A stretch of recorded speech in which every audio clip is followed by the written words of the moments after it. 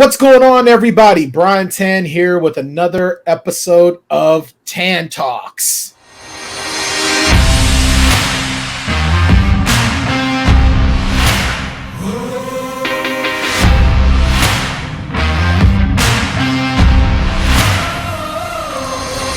My co-host and guest for this block of Tan Talks, our sister, our great friend, among our closest friends, as well as the co-host and big boss over there at Spilling Ink, Miss Katie Salidas. Katie, Thanks for having me, dude. Now, Katie, I know that you could be a Daimo. I know for a fact that you could be the Daimo. Okay. And I'm pretty sure that I could be the muscle of the Daimo. But those positions are held by one Mr. Boba Aloysius Fett and Finnick Gwendolyn Shen, respectively. I love Finnick. I Finnick love is her character. awesome. I love her so much. And they balance each other out so well, especially in that first episode where she's kind of warning him. She's like, you need to rule with fear. And he's like, no, I'm going to rule with respect. But you put the both together and you've got a full rulership. You've got somebody who is a good leader, who's a strong leader, who is both feared and loved. Would I rather be feared or loved?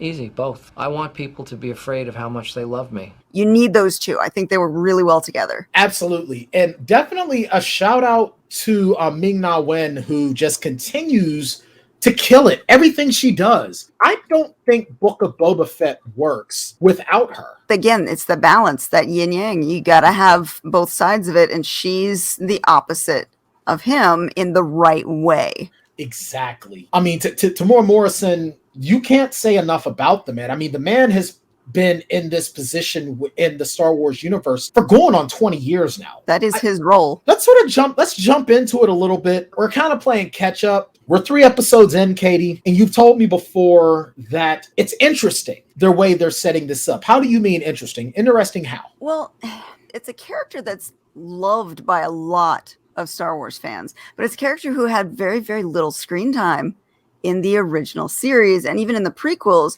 Jango didn't have that much screen time, but that character is somebody that we've loved and we've had intrigue about and we want to know about.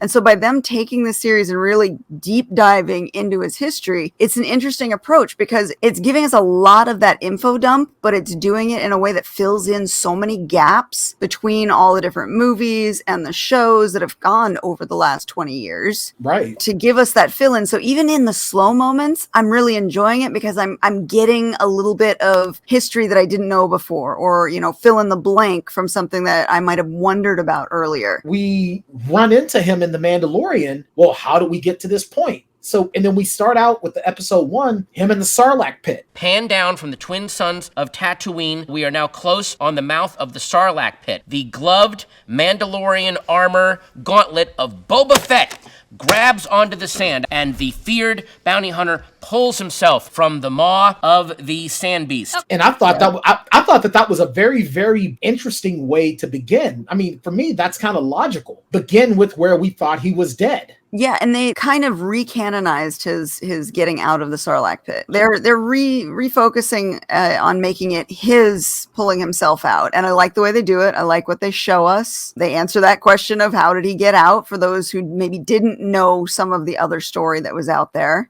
Right. And it really just reinforces how much of a badass he was. Oh my goodness, yeah. I really appreciated in this first episode because this is the first time that we got a lot of FaceTime with the Tuscans and into their history of, Tatooine being once an ocean planet before the oceans dried. So this was the first time that we really got a glimpse into the Tuscan culture and just how rich it is. Boba Fett is a character that has been lost in so much mystery because, like you said, he hasn't had a lot of screen time. I think his time with the Tuscans was really, really important because there's been this debate for a long time. Well, Boba Fett's a Mandalorian, but he's not. He wears the similar armor because that's his father's armor, but he's not a Mandalorian. He's his own thing. I am Boba Fett.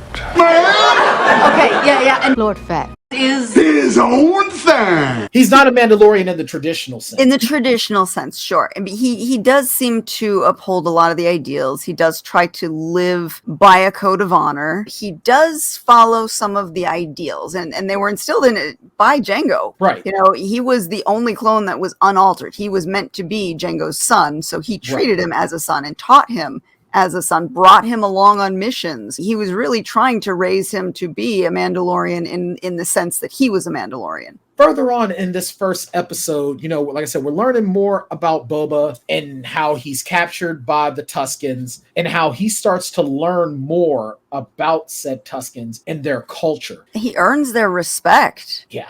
I thought that was brilliantly done, again, to show that he does live by the code of honor, because he didn't intentionally try and hurt, can't remember what the Mastiffs, when he was trying to escape. He kind of put the thing to sleep and then used its teeth to cut his ropes to get away. He tried to save the other slave that was there with him. As much shit as he was given, as many times as he was beaten, he was doing the right thing, but he earned the respect because of that. We've never seen Tuscans take in an outsider before. All we saw of Tuscans is attack, attack, attack. You're not us, we kill you. There is some canon history that says that the Tuscans, when they did do a raid, they would kill adults, but anyone who was a child, they wouldn't take in, because children are essentially innocents, and they would raise those children. And often the children wanted to stay with them once they were indoctrinated into that way of life. So now, for those that don't know, in Book of Boba Fett, we see things from Boba Fett's past. And then we see here 5 years later where he's now the daimyo in this section of Tatooine after he killed the previous daimyo that had served under Jabba, and him and Fennec Shan take over. Now, Boba has to get the respect of those around him, but he's also sleeping in a Bacta tank. So it's very curious to see what injuries he suffered to have to spend his nights in the Bacta tank. Episode 1 ends essentially with Boba Fett and Fennec Shand being attacked by assassins. And of course, Boba tells Fennec he wants them alive so he can question. In episode 2, when he traps them down the trap door. That was Fennec who pulled the trigger on that. Right. And I'm just like, do they know? They've got to know. But I really like how this is built from just the two of them, and his empire is starting to slowly grow. It's slow. It starts with just the two of them, and then by the end of this second episode, now he has a mini swoop bike gang. Well, that was more in the third episode. Go back to that first episode. The two soldiers. He got the Gamorreans, guards.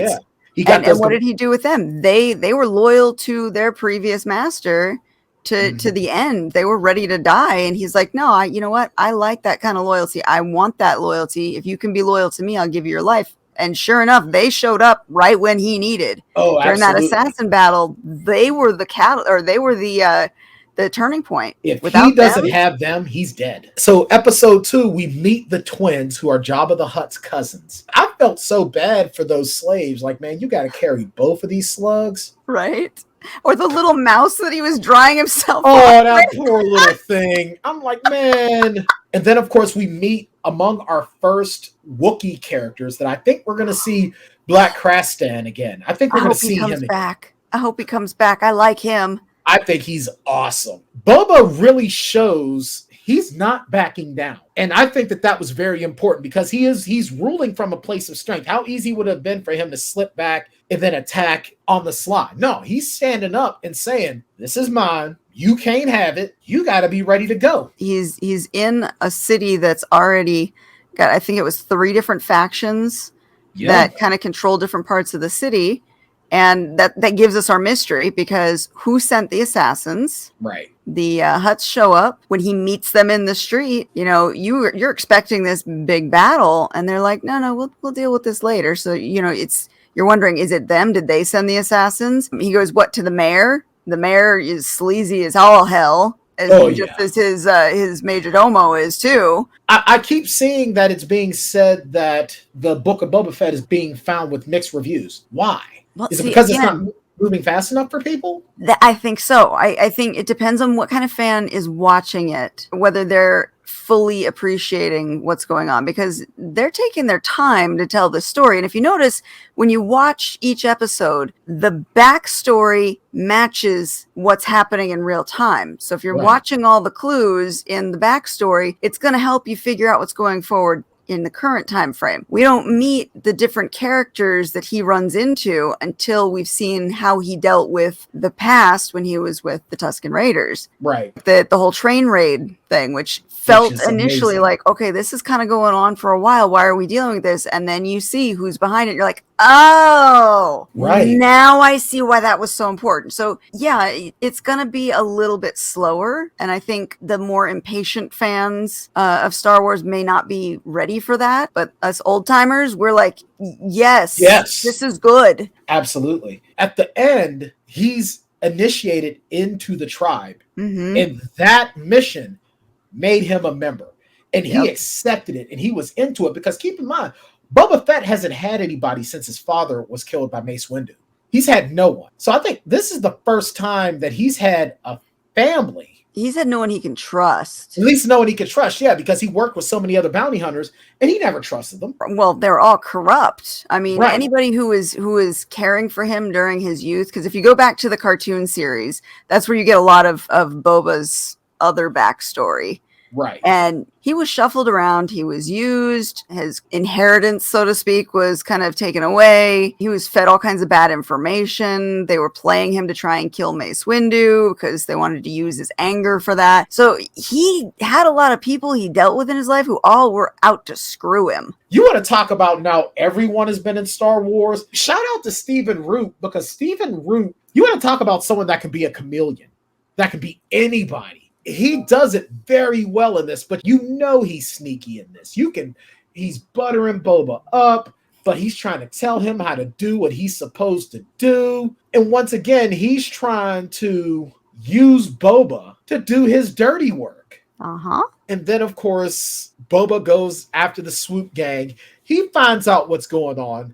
And just as it's like, oh, Boba's going to wreck some shit, Boba's like, no, you'll come work for me. You want a job? What a cute little band of misfits, too. I love it. If they don't fit that crew. So now, episode 1, we started with 2. We ended with 4. Now we got 8. And it's just growing. But now we see the twins attempt to assassinate. We knew it was coming. I love how blatant they are, too. And they apologized. But then they tell us that there's something more going on, where it's like, you know what? We don't want it anymore. This is the worthless rock. We don't need this. And somebody else was already promised it. So peace out. We're done. No hard feelings. Keep the Wookiee. Right. And the Wookiee's like, what?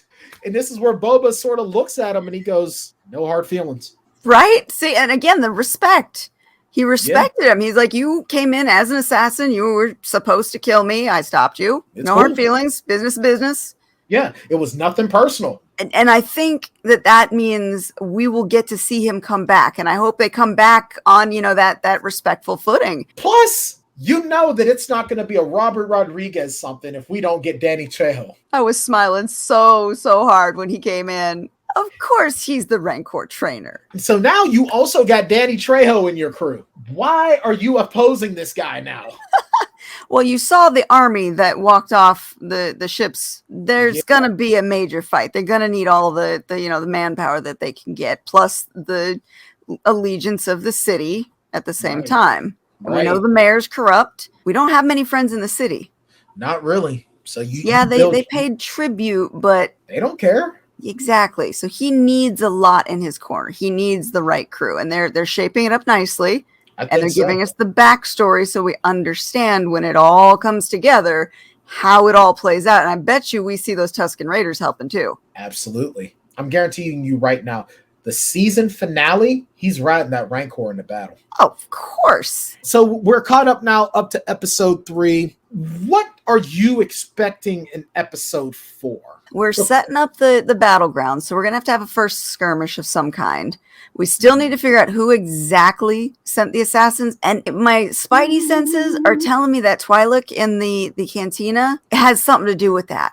And I don't want to hate on her because I like the Twi'leks just as their species. Oh, they are. But I think she's shady. I don't like this one for some reason. I don't think she's playing for the right team. She like got my spidey senses going off when I saw her, and I just she's got something dirty to do with this, and I think we're going to find out in the next couple episodes what that is. I think you're absolutely right. I think our Twi'lek friend in the little casino, I think she's going to be a problem.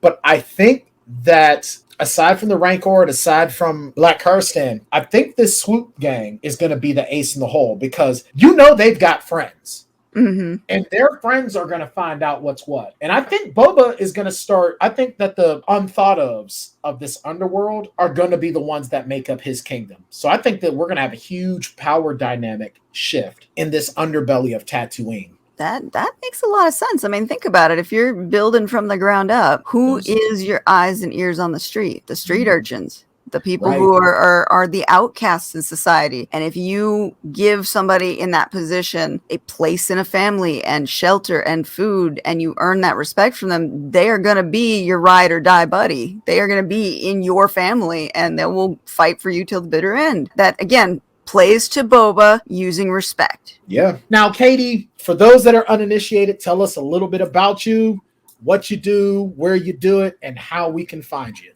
Oh, well, I'm going to make it easy for you. If you go to katiesalidas.com, just my name, make it nice and simple.